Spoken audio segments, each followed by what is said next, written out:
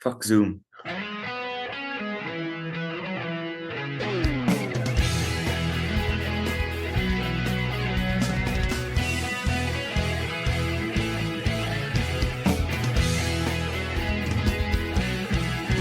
Hello and welcome to the Jackcast, your Swansea City podcast. I'm your host, Steve Carroll, and we've got the band back together this week. Matt is joining me. Evening, Steve. Glad to be back. Yeah, pleasure to have you as always. This will be in two parts. So we're recording this on Thursday evening. So we will discuss Watford and Plymouth tonight, and then we will come back and discuss the Sheffield Wednesday game on Sunday and potential transfer news, because by the time, if we record that now, could be out of date by then. And we'll package it all together and it will go up then during the international break. So without further ado, let's talk about the Watford game, Matt. First half, not great, was it, to say the least? Or I could even say, well into the second half, not great as well. It was quite disappointing. I think we were probably expecting a bit more from that game, weren't we? I'm just going to clue up the listeners to this now, because they'll only be hearing this now, Steve, won't they? What they don't know is that we did this conversation half hour ago and it didn't get recorded. Yeah, and that's right. We've had a technical nightmare with it. So if it sounds like we're pissed off in our voices, we might be a little bit, but no. We're going again, Steve. Watford, the first... I guess coming up to an hour or so, really poor. And I think Watford were better than us in almost every area. They were more physically imposing. They were quicker. The midfield battle wasn't really a battle. I do feel to an extent that we got the team wrong. And I was shocked that they didn't make any changes at half time. But I felt like we were given enough of a warning signs before the goal went in the first half to really buck our ideas up. But there were a few players out there which who really didn't have good games, did they? Yeah, they were. I mean, I know Cullen obviously was in your firing line, wasn't he, for example? But I mean, there were quite a few that just didn't do much. I mean, Ronaldo was decent the week before, and I didn't think he did a lot this time, did he? No. But we could have. It's surprising we didn't make changes at half time. I think that's one way of looking at it. I mean, the opposition weren't great. Vigouroux did make one incredible save, to be fair, didn't he? Obviously, the free kick was a brilliant goal, but they didn't offer huge threats, Watford. But even in spite of that, we were just quite poor. And I was amazed that you waited until after the break, really, to make changes.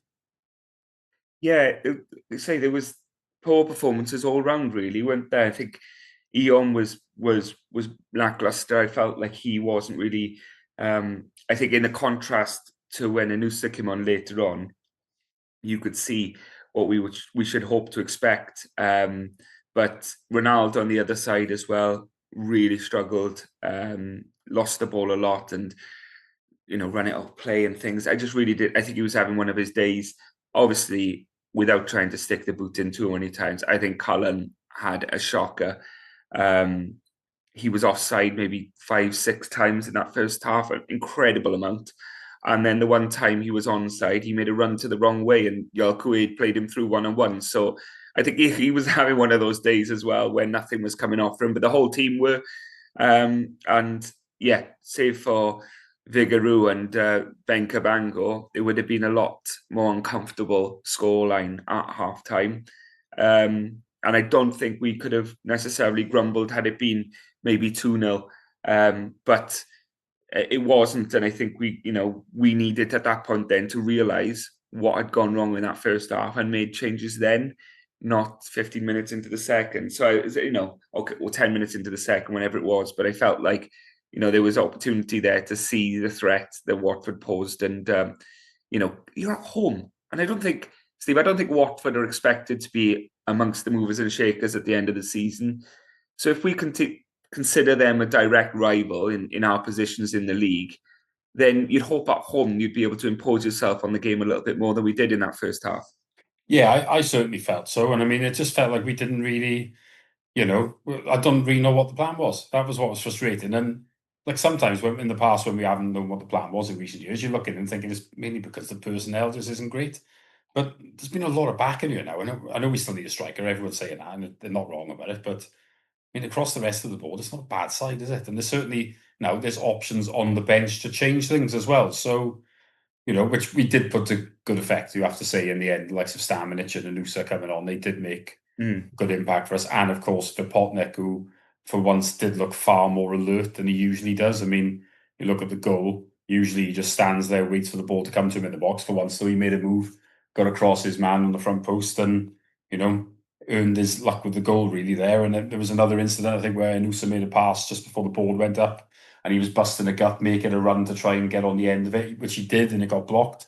And then there was he could have had a winner from the goalkeeper's parry where he slid in and didn't quite get there. But it did feel Yeah. like he was unlucky, whereas sometimes he's just too slow to react to things. So, for me, that was arguably the best 20 minutes I've seen from Vipotnik in a Swan shirt. So, but I wonder where that's been. I mean, like I say, you mentioned about Cullen earlier, and the problem has been that Vipotnik's not been offering enough of a problem for the manager, but maybe you could argue now that he has. But I mean, I think that's where we have to take some positives, is that the last 20, we were pretty good. We could have stolen it. Mm. And the subs did make the difference. And it's nice now to be in a situation where you can look at the bench and go, right, that's not working, so this guy can come on and change it. Whereas before, you were thinking, well, if you're going to make a sub, even if it's to one of the better players, if they're having an off day, you're just going to make the team worse. And it's not a position you want to be in, really, is it?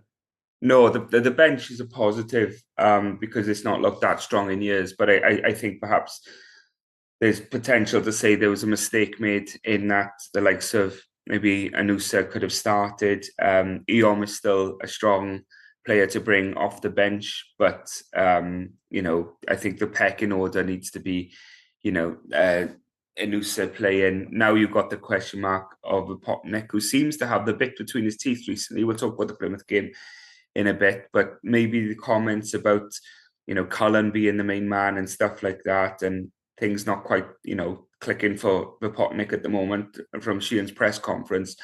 It seems to have fired something in his belly because, like you said, it wasn't just his goal, which is something we haven't seen from Vip really. Him running across the front of the first man and getting a flick on the header. That's the sort of goal you'd expect your imposing striker to score, or at least make an effort for, which we don't see enough of.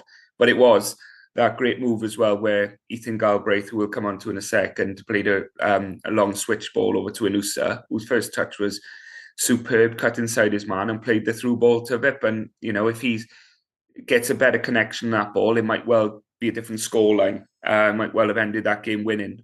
So it was moments, but particularly in the last 20 minutes or so, Steve, which give you room for hope, doesn't it? And think things going forward, and Matt perhaps excuse the team selection as it was for Watford, but going forward, I'd expect to see a couple of changes. I think there's some players who started that game on the bench, and we'll probably go through them now. Who would make a claim to start from now on? Well, you think that Vipotnik, for example, will be in the team now on the weekend. Mm. We won't go into it too much because, like I say, we'll be recording the Sheffield Wednesday segment after that game has taken place. But I mean, you're looking at Vipotnik, Anusa, and Stamenic, all likely to come in, you would think, and probably should come in. So, that's good. We want that competition for places, don't we? So that is a positive for us. I mean, I think we have to look at Saturday as a point gained because we didn't do enough to win, did we? I mean, I think in advance we may have gone 2 points drop, but I think in the end we might just have to say, look, for 3 quarters of the game we weren't good enough, and we've managed to get away with something from it, and but we did do well to claw our way back because we were playing against quite possibly the biggest time wasters and Oh play God. actors I've ever seen in my life. Certainly against the Swans, anyway. I remember against Wales a couple of times. We've seen the likes of Poland and the Republic of Ireland have really gone to town with it, but this lot were a special breed for it, weren't they? Yeah, I just don't think the ref helped the situation because he kept They adding never do, minutes do on they? it. No, you need to be punishing it. You can't just add the time on at the end. What I don't understand, this is a football bugbear of mine, and I haven't seen it happen yet. But the potential for it happening frustrates me because if Watford time wasted all second half when holding a 1-0 lead, and then we scored two, bang, 84, 86, right? We're 2-1 up. But Watford had time wasted most of the game. And then the fourth official puts up 11 minutes, right? Say that happens. Now, Watford, who created all the time wasting all game, then get 11 minutes to try and get back in the game. I don't think you should be able to win both ways. And Watford time wasted all game there. And the only way to deal with that for me is if the ref noticed time waste, speaks to the captain and says, stop that now. pack it in, and then just starts booking. Because you guarantee it happened on the other way round. Swans players get booked for coughing. So I did look at it when Watford players were just going down, the ball. We've had an attack, so Watford players just sat down and felt his calf, and here we go. And you had one player in the middle of the park screaming for the physios not to come on. The ref had called them on, and he was sending them back off. And I think, well, there's a book in there, ref. You got a midfielder overruling you in the middle of the park there, telling them it was a bit of a shit show, to be honest with you. And it was hugely frustrating at the time. You But just got to I get think, bookings in early, I think, when teams are doing that, haven't you? I yeah, but mean, it seems obvious to me. It seems if you're going to it is talk to the obvious. I mean, captain there's and nothing say, worse for me, right, than when you book someone in the last few minutes for it, and it's no like, point, it's too bloody late now, ref. You're doing no absolutely point. nothing. Like, you've got to, Yeah, if you do it with half hour to go when someone's really taking the mick, they won't carry on doing it, will they? But yeah. referees, they just never seem to do it. And if they get, sometimes you see it being passed around the team, then don't they? Another player time with okay, you can't solve that issue if they take it in turns to time waste. The ref just goes around and books someone. If they end up with 6 or 7 players in a booking, then that's what will have to happen. Yes, it doesn't ultimately help us unless they get a second booking in the last half hour or whatever. But that's how you would enforce that. I just don't like the fact that the ref just kept pointing to his watch, and I'm thinking, yeah, well, stop punishing them then, because clearly you're seeing this as an indiscretion because you're going to add the time on at the end. But looking at the last 20 minutes, I know you just said there that you feel like it was point gained, and I think if you weren't watching the game, I think I would have definitely agreed with you without a second's thought. I do feel like sometimes we lack though that killer instinct when the crowd is up, the other team are on the ropes because Watford had made loads of changes. They'd had about 25 injuries, I think, in that second half, if I counted correctly. But they made loads of substitutions and they were out on their feet. And we just couldn't find that goal. In the last failed recording, I mentioned the Coventry away game where we came from 3-0 down, got to 3-3, and then kind of stopped going at them. And I don't feel it was as bad as that because I do think we were close to grabbing the winner. But I think another team would have beaten Watford in the last 20 minutes there because they were hanging on for dear life. They had nothing left to give in that game. And we just lacked that killer instinct. Other than 100 minutes or whatever so it was, you'd have to say a point was fair. I was just a bit frustrated. We weren't able to seal it in the day, but some really positive performances, Steve. Stamenic for his debut came on and was everything we hoped he would be as a defensive midfielder, physically imposing.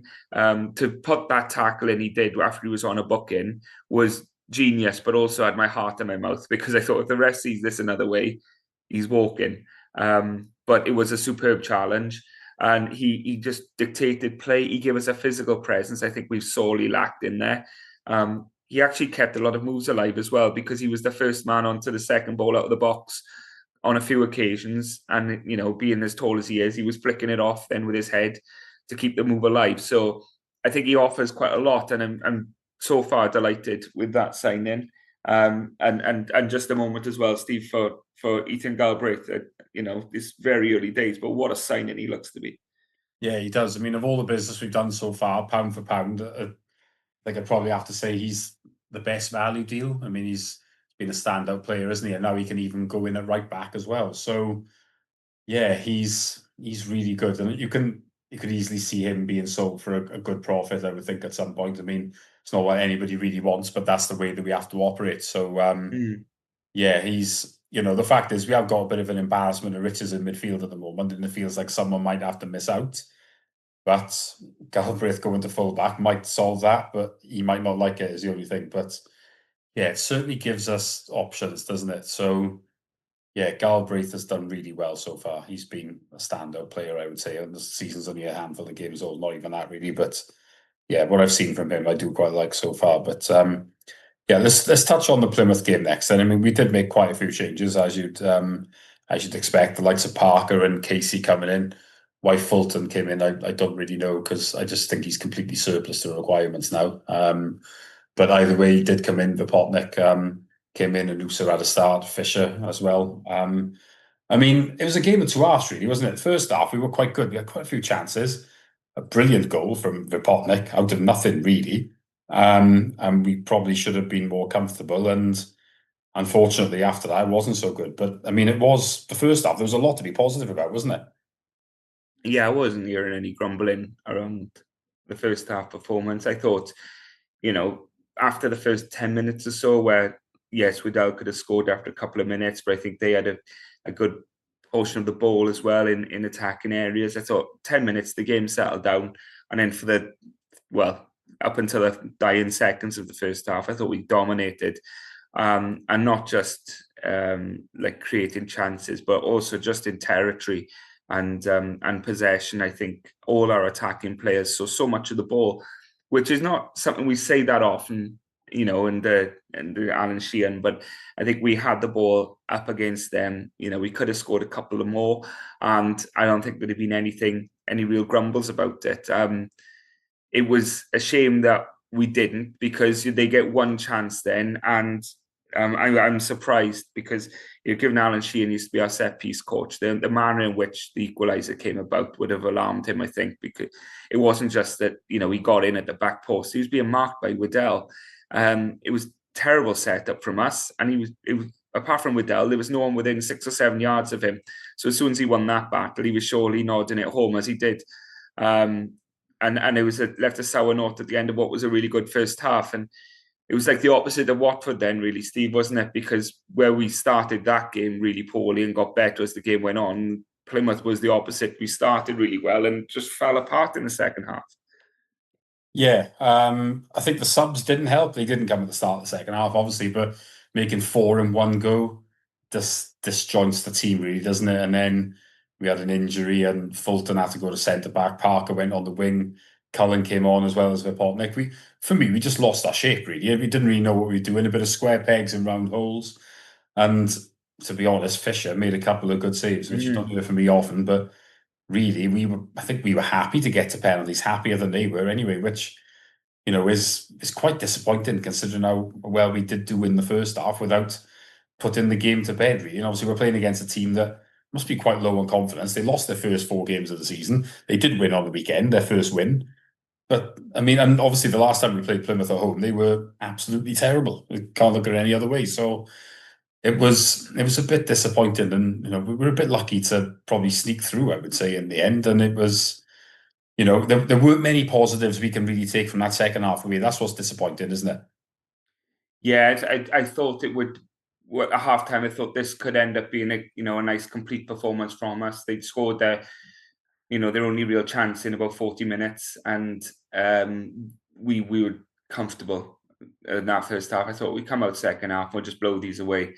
We just didn't. We just didn't get out of the dressing room for the second half at all. It just felt like we were laboured and slower to everything. Whether Plymouth got excited from equalising against the run of play, but we didn't react well to it at all. And yeah, I would go along with that. I think, the first, as good as the first 40 were, we were in the end hanging on for penalties, and Plymouth probably should be going through, because they had a couple of really good chances, a couple of one-on-ones in there as well, which,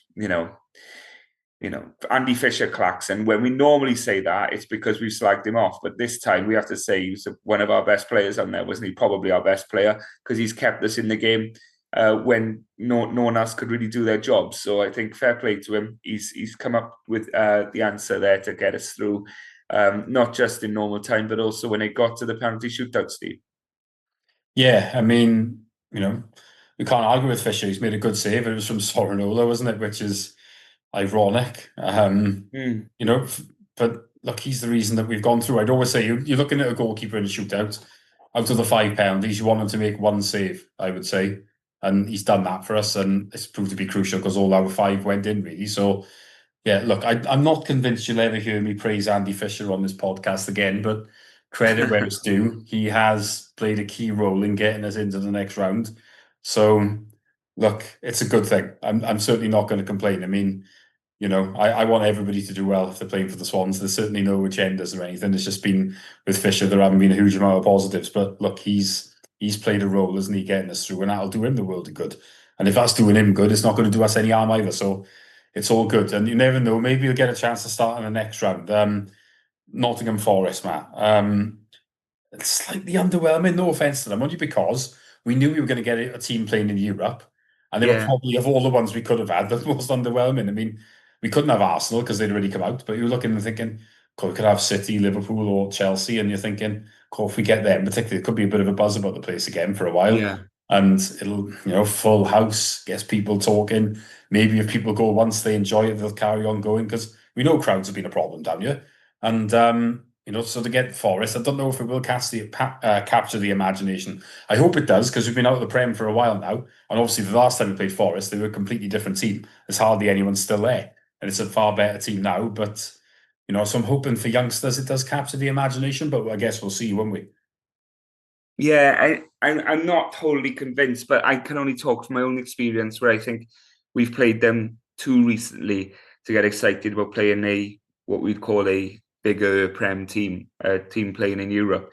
But um, that said, there is, people who may have just started watching the Swans over the last 2 or 3 years, and getting into football, watching match of the day, etc. Know Forest as a Premier League team. There is a small percentage of fans who will fit that category, who may well be excited by it. For me, they still to me feel like a championship club punching, and that's probably hugely disrespectful. But that's kind of where in my head, is where I expect to see a Nottingham Forest team, and so for that, yes, they're very different. But the club itself doesn't really draw me in. I would hope we would, get a lot more ticket sales than we have in the previous rounds, but I still think the club might need to introduce some concessions there in order to pull the crowds in for it and get the atmosphere going, and hopefully then it'll give us the boost because we say it every year, isn't it, Steve? But opportunities for cup runs and stuff like that, and Forest, yeah, it should have been a game really that we had a bigger team and didn't expect to proceed, but. You see what happens on the day. I'd like to see a bigger crowd there, and I think the club need to make that happen. Yeah, I think I'd be looking at 20 quid tickets, maybe fiver for under 16s, just to try and get the place reasonably full. I mean, I wouldn't expect them to go a tenner like they have in the last couple of rounds, but it feels like if they go the normal match day of 30 on a midweek, I'm just not certain you're going to get, the crowd that they maybe think they'll get. I mean, you've got to remember now that every game is on Sky in the League Cup, so Yeah. everyone knows they can watch it at home really. So I think they should consider competitive pricing like that. But look, let's wait and see. It's a few weeks off yet, but I certainly hope that they look at it like that. But that's the end of part one of the podcast. Part two will be recorded in a few days' time, so we will move on to Sheffield Wednesday and maybe some transfer business at that point. But yeah, it will be obviously it will follow what I'm saying now. So just stay tuned, and yeah, we will move on to that.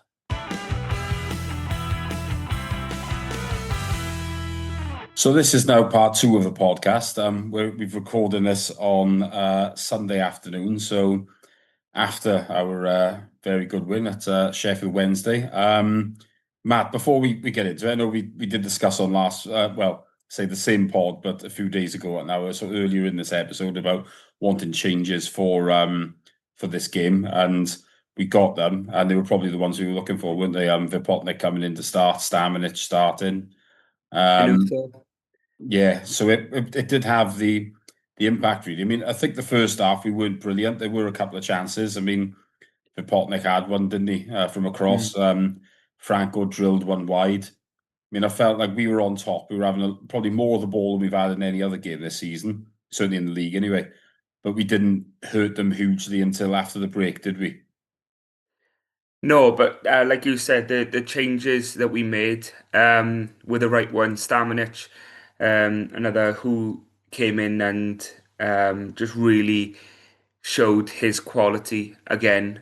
What a signing he looks like he could be going forward for us. But if we had published this before the weekend, you'd have to have a half a thought on whether it was listened to because every change we said we should make in preparation for this one, knowing that Sheffield Wednesday are a team in complete disarray at the moment, a lot of goings on behind the scenes with the owner and unpaid wages. It's a good time to go there and play them at the moment.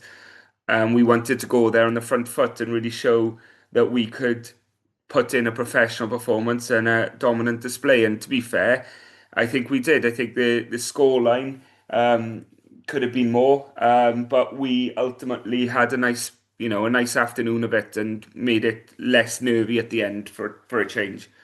Yeah, I saw a point you made actually on Twitter or X, whatever you want to call it now, for the first goal. And it was a ball by Cabango Mm. that put us on the front foot, really, wasn't it? And I did like the point that you made about it. Was there's been so many safe passing really at the club for so long, whereas he's played a ball there, where he's taken quite a few players out of the game, and then we're 6. we're looking ahead, and obviously it has then led to a chance, and the chance has become a goal. So there's probably just a lesson in there, really, isn't there? Of sometimes being that bit more ambitious, and sometimes you play a ball like that, you might give it away, but if you do, giving it away, around the halfway line or in the opposition's half, it is what it is, isn't it? There's not a huge risk there. Whereas obviously when you're doing it in your own third, you're asking for trouble. But I mean, we played a ball like that, and that got us on the front foot, and it got us the reward, didn't it? It was quite refreshing to see. Yeah, 100% agree with you. I think we've had many a conversation about Matt Grimes in the past where, he can have these stat bashing kind of scores on terms of possession, passes made and passes completed and stuff. Um, but often it's, 2 or 3 touches and sideways. And yes, he did have good stats for passing the ball into final third as well. But you could probably count on one hand how many times he did that quickly and how much it was more just kind of structured in the play to get it into the final third, then to come back. And yes, it all adds up stat wise. But what you saw yesterday was a quick thinking Ben Cabango, played it through the lines. I think it was 6 players he took out to Sheffield Wednesday. Immediately, they're back 2 or 3 who were still covering were turning around and racing towards their own goal. That's what you want to be doing, especially when you've got pace up there. I mean, Galbraith isn't a slouch, and Anusa was up with him, but Potnick was the one who flicked it off to Galbraith. So I think there was 3 Swans players up there, maybe 3 Sheffield Wednesday players racing back towards their own goal. It's what you want because they haven't got time to set, they haven't got time to reorganise. And at no point in that move did Sheffield Wednesday recover. And the next time they touched the ball, it was to pick it out of their own net. So I think we've been saying this for a few years now that we don't look to hurt teams when we transition and we win the ball back. We look to kind of, well, we've won the ball back off you. Now we're going to try and slow the game down and try and build a perfect routine again off the training ground. It's lovely when it comes off, but often the goals we were conceding previously were similar to the goal we scored yesterday, where we could score a goal where we put 35, 40 passes together and it would win goal of the month. And it looks brilliant. But we don't see then is from kick-off, bang, bang, bang, and we've conceded. And that was the sort of goal we scored yesterday. It was an opportunistic one. It was an ambitious one. And you've got to risk losing the ball sometimes to try and create a goal. And I think that was a good example of it yesterday. Yeah, I think it was, wasn't it? And if we play like that more often, we should create more chances. I mean, I think the opposition were weak. I don't Mm. think we can dispute that. They're in a bit of turmoil, so you know, it did give us maybe more of an opportunity than it would in other games. But at the same time, it was just refreshing to see. Really, I mean, another thing that was refreshing from my point of view was Vipotnik in general. Not Yeah. just the fact that he scored again, but he just seems different, doesn't he? I mean, he's Mm. actually playing well. He seems to be putting himself about a bit more and more involved in the game. I know there was one incident, I think, I'm not sure if it was after the first goal, I think it was, where he's played like a switch ball for Ronaldo. I was thinking Mm. he was never doing that before because he just wouldn't be in the game. And then obviously he's had 3 or 4 chances, I would say, in the game, which isn't like him either. He seems like a bit of a new man. I mean, for me, he's playing like a man that doesn't want to leave. And maybe Either that, that or really trying to get the offers come in. I don't know, yeah, but I completely agree with you in that this is the Vapotnik that we thought we were getting this time last year. And there'll be people who jump on and say, oh, he had a settling in period. I'm not buying that really because I think a lot of the time it wasn't necessarily his um, fit into the team that was in question. It was his own positional awareness, his own ability to anticipate a cross coming in, for example. He was always half a yard off. He seems to have found that sharpness. He's definitely found a yard of pace, and his run yesterday for the goal. I bet you anything, and it's hard, you can't replicate it, but this time last year, he doesn't even make that run. He probably stands there waiting for the ball into him, which is something we criticised so much about Rapotnik last year, was he was standing there quite often waiting for the ball to come to him. And what would happen then is for a centre half, he was an absolute dream because you could just stand on him and mark him out of the game. Every time the ball come up to him, give him a nudge, win it back, and the opposition have got the ball. He's making himself a nuisance. It's only three games where we've seen that sort of performances from him. Yes, they culminating yesterday in probably his best for me, Steve, all-round performance. And I think based on that, I wouldn't want to lose him because if that's what he can offer us, that's what we wanted when we brought him in, and he just hasn't shown it for us. And it was great to see him link play, as you said. He got an assist yesterday for Ronaldo, but he's showing the awareness of the players around him. I mean, I don't know what you think, but for me, that's the sort of striker that we're looking for. Yeah, I mean, definitely. I'm looking at it now. I mean, we'll come on to a potential incoming striker, obviously, but from what we saw there, I mean, you'd want Vipotnik in the team if he's going to play like that. So, he's given us what is known as a good headache, I guess, but it does feel overdue because he wasn't really doing those things previously. And me and you have both been very frustrated by him, I think, haven't we, over the period Mm. of time. And I think if we could have got a couple of strikers in and he would have left, there wouldn't have been any tears shed, would there? But he is now showing something. But I suppose you could also say that he's set a bit of a benchmark, hasn't he? Whereas we'll now be expecting far more from him. So, he does need to make sure he's maintaining a similar level of performance, really, doesn't he? So, but it's all encouraging. That's the main thing. And as you say, he did have an assist as well, where, for Ronaldo, who I thought took his goal really well, to be fair. Yeah. He's now got 3 for the season, and he scored 3 in the whole of last season. So, that's a big improvement. I mean, it's not just the fact that we obviously wanted a striker. We need other people to chip in with goals as well. You look at last year, Ronaldo, for the amount of games he played, 3 is just nowhere near enough. But he's got 3 now. So, look, I don't think he's going to maintain that type of level, but he now should be realistically targeting double figures. So if he does that, it will make a massive difference for us, won't it? But yeah, and I think look at the positions he's taken up. His goal a couple of weeks ago was where he was centred to goal, slotted at the bottom corner. Last night, yesterday, sorry, pretty much the same sort of position, albeit away from home, where he found himself centred goal in the box. His chances he was getting last season, they were often, well, not great efforts, let's be honest. I'm still not convinced he's a very good striker of the ball, but he seems to be going through a bit of a patch at the moment, which I'm chuffed by. But he was coming in from a very, very wide position. It was something that I think Williams was particularly keen on in him trying to isolate his man as close to the touchline as possible. Now I see him when the ball's on the other flank, he's kind of making his way in as a second striker almost, he's dropping in at that back post. We saw him score a goal like that in the cup game as well. So he's finding himself in positions where, he could have scored another one in that cup game. And I feel like he'll probably think himself that he's finding himself in positions now where he can cause damage, and he's not going to, lead the goal scoring chart. I don't think he's not necessarily got that about him, but we always say we need our midfielders chipping in with more goals. Even looking at our team now, you're looking at where are those goals going to come from. You'd hope Anusa will get a few. It's really nice to see Ronaldo, but Franco and Stamanic, are they really going to be chipping in with a lot of goals? Who knows? Time will tell. And Galbraith is the other who we're hopeful on. But it's positive, isn't it, Steve? I think from our point of view, how often have we said we need our midfielders to help the striker out in terms of goal tally? Absolutely. I mean, you can't just rely on your striker, can you? Look, obviously you're looking for one that's going to get at least 15 goals. I would say everybody is, but you do need your players to chip in. And I mean, I've mentioned Ronaldo, and he scored about 3 last year. I think Jon was similar. I mean, Mm. it just isn't anywhere near enough, is it? Lewis O'Brien chipped in with a couple towards the obviously in the second half of the season, but then, like I say, Franco, not really that type of player. Grimes, when he was here, similar.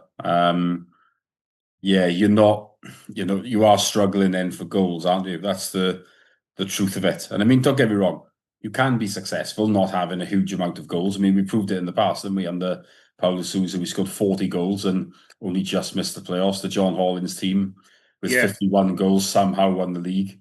I think Steve Cooper's team from the COVID year, think that was only 56 goals and finished fourth. So it is achievable. And I suppose from our point of view, we're not letting in many goals, are we? I mean, the only goals we've conceded in the league have been from, there was mainly been from set pieces, haven't they? Yeah. The Middlesbrough one, and then obviously a brilliant free kick by Watford. There was a free kick against us in the League Cup as well, wasn't there, for Plymouth? So, Mm. when we haven't conceded from open play. So, in that sense, we might not need to score that many goals to win games. But obviously, we're always looking for people to chip in as well. But I mean, we've got to be encouraged, haven't we, by the fact that we're not really conceding many goals. I mean, that's they always say, don't they? Goals win games, but if you want to win, if you really want to be successful, it's clean sheets are what you need. And Yeah. we've had a couple of them already, and like I say, in the other games, we've only conceded one, so that's got to be encouraging as well, isn't it? Yeah, I think there's always room for improvement, and what I wanted to see, and I think what a lot of fans have wanted to see, is the ball transition with more fluidity through the midfield into the front men, and to show a bit of creativity. Because as a football fan, you want to be entertained, don't you? And of course, ultimately, if the final whistle goes and you've won the game, that's the ultimate aim. But you also want to be enjoying it and enjoying the spectacle. And we've been spoiled over the past 15 years, no doubt about it. When you consider the managers we've had and the football we've played, and to have it with success as well, has just been a cherry on the cake. I mean, there was a period where I thought there wouldn't be a club in the world who'd rather support, because of we were having success playing the way everyone wanted to play. Take it to today, and we're not obviously at the levels, anywhere near the levels we were playing with the best times we were, as a Swans fan. But we're proving that you have to build from defence, because there's no good, as we saw under Russell Martin's reign, there's no good having this silky forward play if every time the opposition gets the ball, it's ending up in the back of your net. It needs to be built from a solid defence, and movement and play like yesterday going forward is promising, because you have a solid base there. That back four is, as good as many in the championship. We were five if you include Vigouroux. It's as solid as anything you're going to see in the championship. And to have the anchors of Stamenic and then the legs of Franco next to him, there's so much protection for the defence. And then you want your forward men then to show what they've got. And I really like at the moment Anusa, Galbraith, Ronald. They kind of show a lot of energy, showing a lot of enthusiasm to get in and around certain areas. And that the Vipotnik thing we've already touched on, but it makes a massive difference to have a number nine who's mobile and can be used to bring others into play. It's what we've been basically, I think it's what the owners have been looking for all summer. It would be ironic if the man we've already got proves to be that guy. Yeah, it would, wouldn't it? But if it's not him, and it Mm. sounds as if the club think it might be Adam Ida from Celtic. Brendan Rodgers has been asked about him today, before the Old Firm game, and he did say that it does seem to be quite likely and quite close. So, I mean, this is obviously going to go out early next week once the deadline is sorted. So there is a chance that obviously, well, one way or the other, it's going to be resolved, isn't it? So Mm. it could well be him that comes in. It's not going to be a cheap deal, is it? By the sounds of it, it's going to be 5 million plus, I would think. What do you think of that? I got a feeling it might be a bit of a gamble. I mean, his record is decent at Celtic. He was at Norwich before, wasn't brilliant. Especially the way Vipotnik's playing right now.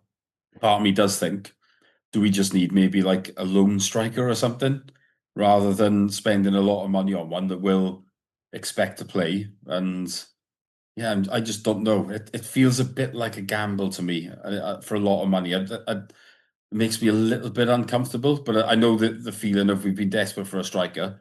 So I do applaud the ambition that we're showing to try and really get one in. But I do think it does feel like a lot of money for what it is. That's my instinct. I'm not saying it won't work out, but what do you think?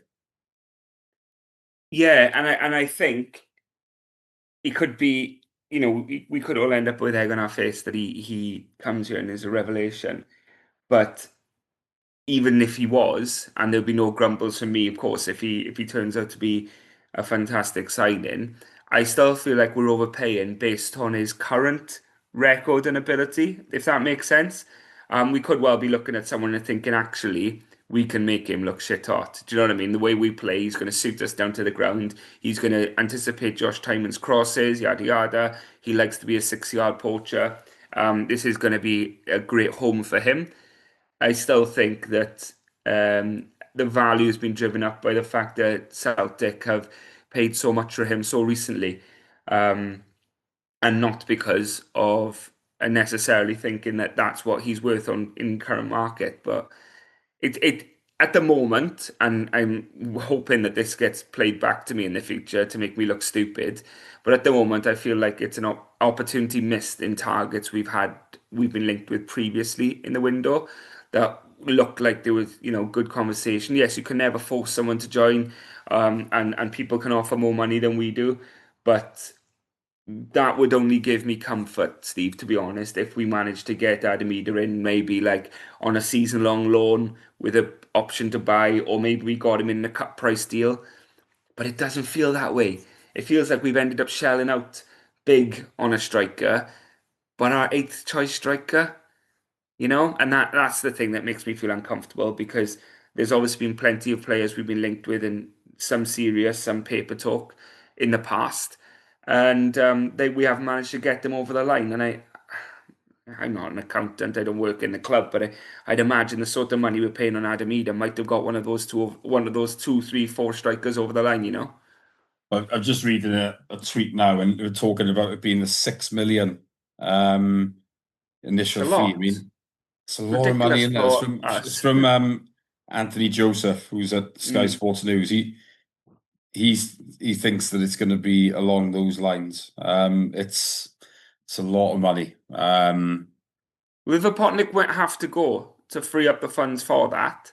That would seem like a big shame given his recent form, but ultimately, if we're able to get, say, 3.5, 4 million for Liverpool when we signed him on a free, business-wise, that seems like decent work. But if we'd done that deal 3 weeks ago, I'd have said we've done an absolute brilliant piece of business here. Now all of a sudden, I'm looking at it thinking, if we went to buy a Vapotnik, given his current form, it would cost us twice as that much. And I can't imagine we're selling Vapotnik for much more than a few million.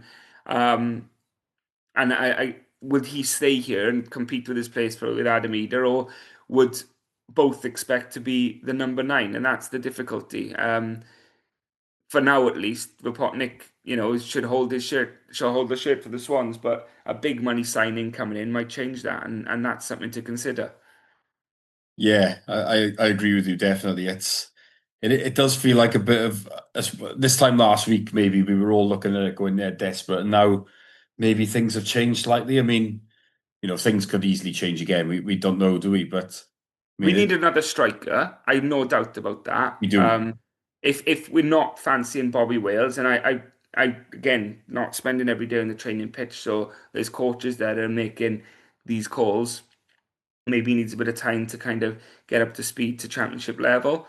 Then we desperately need another striker, and I hope it's not through desperation that we've agreed to Celtic's terms on Adam Idah. Yeah, I think we all feel like that, don't we? Really. So it'll be interesting to see how it plays out. Obviously, this is getting recorded before the deadline, so it is going to get resolved. I'm sure also on the next episode, maybe we'll look at it in another way, really. But obviously, that's been our top priority for a while now, bringing in a striker. I mean, would you hope we do anything else? I mean, from my point of view, we would have a problem if Josh Timon got injured. So we do need to consider that. I mean, maybe I think the ideal thing may be that if we could find someone that could cover both fullback positions, that would be a great thing, really. But and then you're looking at it, is anybody going to maybe move on? I mean, Ollie Cooper, I think now is in a position where I really don't see him getting any minutes. So I think one way or another, he probably does need to leave. I mean, if it's a loan, then fair enough. And then I suppose Jay Fulton is the other one I'm looking at. Again, he's just not going to play. So it seems silly then. We are probably carrying a couple of players too many, aren't we? So would you agree on that? And would you like us to do anything else? Yeah, I think the three positions that I think a lot of people want to address is the Josh Tymon cover, right winger, and a striker. And whether we get them in permanent or we cover some positions with loans, uh, not really bothered. I think in terms of a transfer window, Steve, and let me know what you think on this. I think this is probably our best transfer window, certainly since relegation, probably for a year or two prior to relegation as well. We've addressed so many holes, and we had plenty of them in that squad. We've shown ambition in the market. We've got some key business done early. And it feels like we've kind of built a squad that should be able to compete, towards the top half of this league now. And that would be something that for a long time we've thought, oh, we are so close to having a decent squad, but we are missing and it's always been something, hasn't it? So I think having a position where we can look at it and think, actually, we need players to compete for certain positions and offer cover, but our starting 11 isn't half bad, is it? No, absolutely. I mean, I was trying to think back. When was the last time we had a window as good as this? It Probably may like be. 3 years before relegation. Yeah, I mean, I'm looking probably at 2014 when Yeah, I think Fabianski came in, Fernandez came in, Sigurdsson, and it felt like we really did improve the team around that time. I mean, because the other thing that we should probably mention is this has got to be one of our highest ever net spends as well, isn't it? Because not yeah. much money has come in really, and we've spent a lot as well. So it has been like a really, really good window. I think even if nobody else does come in now, I mean, you would still pick a slight hole in it, obviously, with the striker thing, but it would be chalk and cheese compared to what we have been doing over the last few years, apart from when, we did sign a lot under Watson, but, the fact that nearly all of them are not still here now says it all. But we've just been used to, haven't we, neglect, really, from the likes of Levian, where we've been left Mm. short, not just in terms of, the quality in the first 11, but depth as well. And it does feel like largely that has gone now. So, it is Well, really look at the bench, encouraging. Steve. I think that's always a good tell, isn't it? When you look at, we've had good starting 11s plenty of times before. And thinking like in Potter's year, for example, where we had all the academy products and they were so exciting and fun to watch. But behind them, the bench just really we had no meat on the squad at all. Of course, we lost a hell of a lot of players that summer. And we were left on our bare bones with the academy players playing. But yesterday's bench, for example, had Ollie Cooper. Of course, we expect to be going out on loan. Liam Cullen, who's normally in and around the starting 11 up until recently. Um, Bobby Wales, Malcolm Waddell, and Yal Koué, who didn't get on till very very late yesterday. It's somewhat an embarrassment of riches for us. Yeah, it is, and it's refreshing to look at it like that, isn't it? Whereas, we certainly haven't felt that way for a long time, and it's really good, and it is going to help us now throughout the season, and it just gives that optimism, doesn't it? I think this is probably the most optimistic a lot of the fans have been feeling, certainly from my point of view, than for a long time. So it is just refreshing now as we go into the first international break and not cursing as usual, and we're in a position where we have got 7 points from 4 games as well, and it just everyone's looking ahead now rather than the feeling of dread and almost like hoping that you don't get many injuries till January because of you've been left short and all this type of thing. There's a different mindset amongst everyone now, isn't there? And it's one that is refreshing. Yeah, I mean, when's the last time we haven't gone into a deadline day panicking? In all seriousness, when is the last time? Because I think it might be alone, that might be 4 or 5 years, where we've gone in and actually gone, right, we need to do this business and it's going to run down to the wire now. Adamida is one of those ones that could potentially rear its head again and carry on to the 11th hour. But even if that was the case, like I said, we might find ourselves in a position where actually, okay, well, if that doesn't get over the line soon enough, then we keep Rapotnik and we give him the faith that he's going to lead us at least until January. So yeah, I know a good friend Stu James has pointed out how many deadline day deals we've done previously, and I think that is an alarming figure. When we're covering three, four, five signings a window, and all just at least scrambling all over the country to get someone over the line, and it doesn't feel that way this year, does it? No, it doesn't. And it's renowned, isn't it? Deadline day, where things can, you can end up doing silly deals, can't you? Essentially, and a lot of the ones that we've done have been silly. And don't get me wrong, sometimes you can do a good deal on deadline day. I mean, I was thinking about this. There was general discussions in the pub with a couple of people before the game yesterday at Hillsborough, and sometimes one or two players might come up late on in the window. I mean, you'd look at, Yeah. Wrexham maybe getting Patrick Bamford, for example. Now he's been available, hasn't he? But obviously he wouldn't have been willing to maybe take the wage cut because he's come to a settlement. Now he might take less wages. I mean, this Newcastle are a good example, right? They've been looking to buy a striker, haven't they? They've got one in. They reckon they might want another one. Now, if they do, I could see their young striker, Asula, going out on loan, but Mm. that won't get That's been decided. talked about, doesn't it?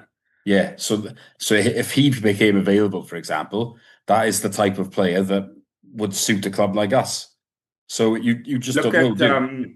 for like Ogbene, a name from the past that we've been linked with a few years ago. Ipswich looking to loan him out towards the end of the window.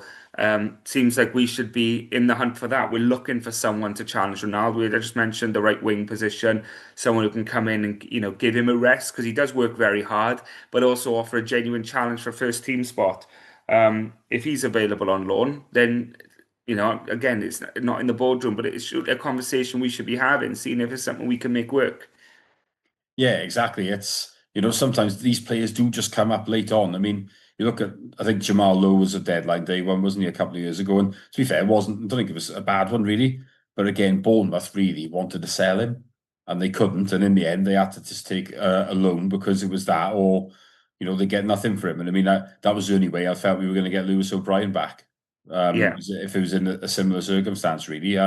So one or two do tend to come up on deadline day that maybe are not available beforehand. But it's just that it felt like our plan was always to go down that route, wasn't it? Whereas now we're in a position where we don't need a lot. So we have a plan for what we want to do, but you never know if someone else does become available last minute.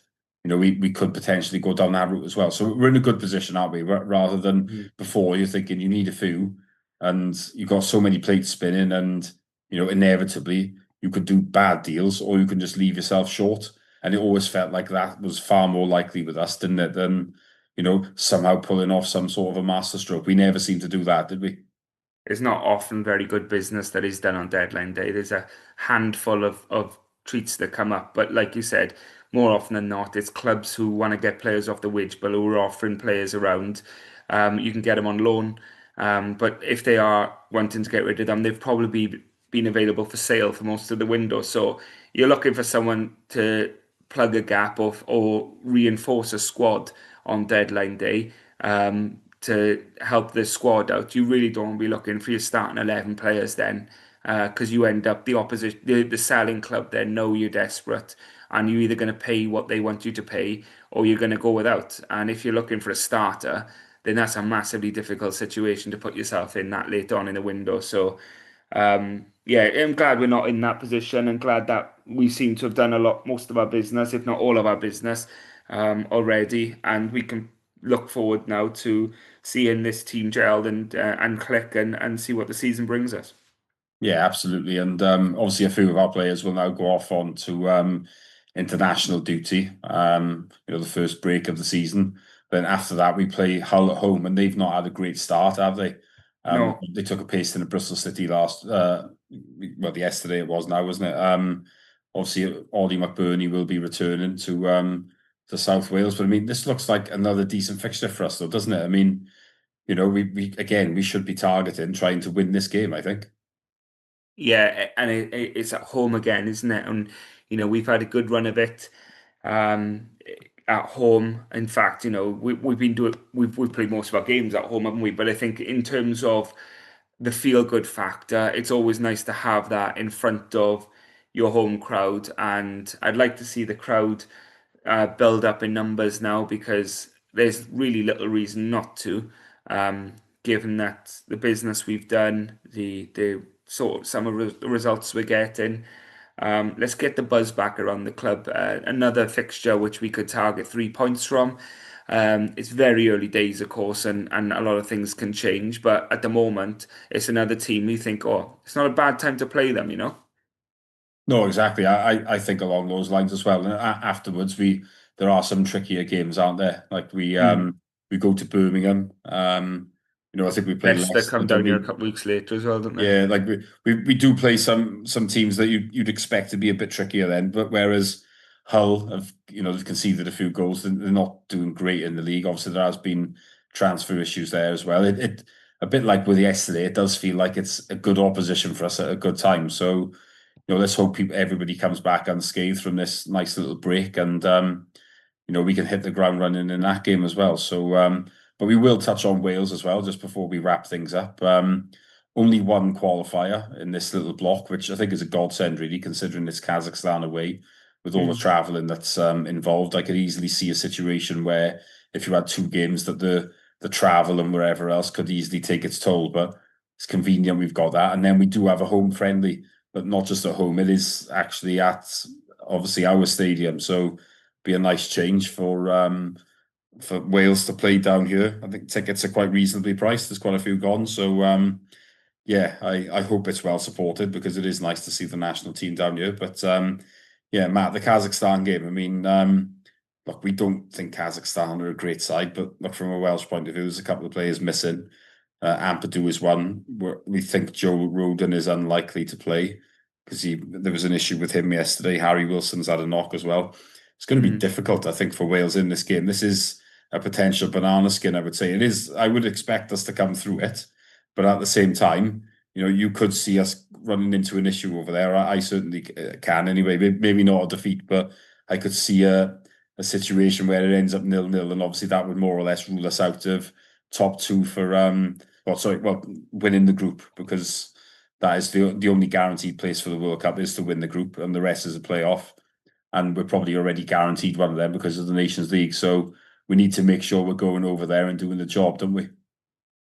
Yeah, and just I'm just looking at the table now and I'm thinking that we have to go out there and, as you said, the term which is I think is spot on is banana skin, because I think you're looking at that thinking, yeah, we're not at our full strength, and you just hear that Harry Wilson's had a knock and stuff like that, and what an important player he's been for Wales over the last year, 18 months or so, in terms of him growing into from what was a prospect, and quite often found himself as a peripheral figure that would just come up with individual moments of magic. But now he's central to everything good Wales does. So it is a potential banana skin, but yeah, you really want to go and put yourself in a position where you're still in the running. You're still in with a shout, and I like to think that we've got enough about us to come through it, and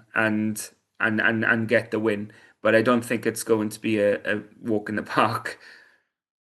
No, I don't either. I think it's if you offered me a 1-0 win, I would just happily just take that and get out of there, really. I mean, Yeah. I know this whole difficult place to go thing gets mentioned all the time, doesn't it? I think the issue with this one is it's far more about the travel, I think, isn't it? I mean, it's an 8-hour flight, roughly. I mean, it's a long way, it's two different time zones, and it is on Thursday. I mean, it's a fairly quick turnaround. I mean, they'll be in the hotel Sunday night. And then I'm not sure what the plans are, but I would assume they would try and fly on the Tuesday rather than the Wednesday, which might not be the norm. Quite often you would fly only the day before, but given the distance involved, you could see them going maybe a day earlier. And it's just, there isn't that much. If someone's got a knock, for example, there isn't a huge amount of time for them to recover and be involved in Mm. this. So, it is going to be a tricky one. And I do think that, we in Macedonia, for example, Wales struggled to find the net. And I think I could see a problem that us running into over there, really. But we've just got to get the job done, haven't we? I mean, you can't go looking for excuses or anything like that. It's, the fact is, if you want to get to a World Cup, it's very challenging. There isn't much margin for error. Unfortunately, the Belgium away game, where we should really have had something, considering we came back from 3 down to 3-3.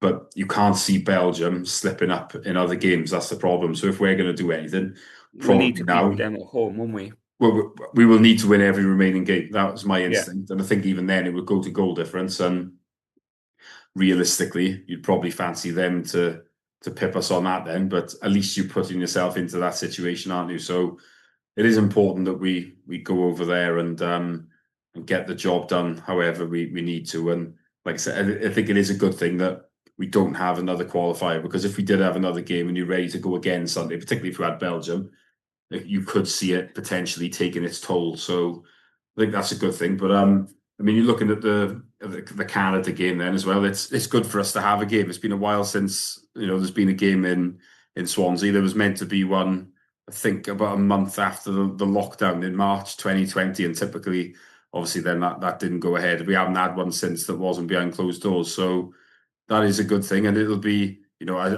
don't think you'll necessarily see the full 11 playing, but I mean, it's just good for us and for West Wales as a whole, really, to have a game down here, isn't it? I hope it's well supported. So fingers crossed, there'll be a decent turnout for that. But I think we'll wrap it up for this week. Thanks to Matt for making a welcome return to the podcast, and it's been a pleasure to bring you one where we're all feeling quite optimistic. And apologies for the fact that we won't quite be up to date with the fact of the transfer window, but unfortunately, I'm on an early flight off to Kazakhstan, so yeah, not possible. But we will be back after the international break, and if anything major happens tomorrow, we'll be talking about that, plus previewing and reviewing any other games that are coming up. So thank you very much for joining us, and bye for now.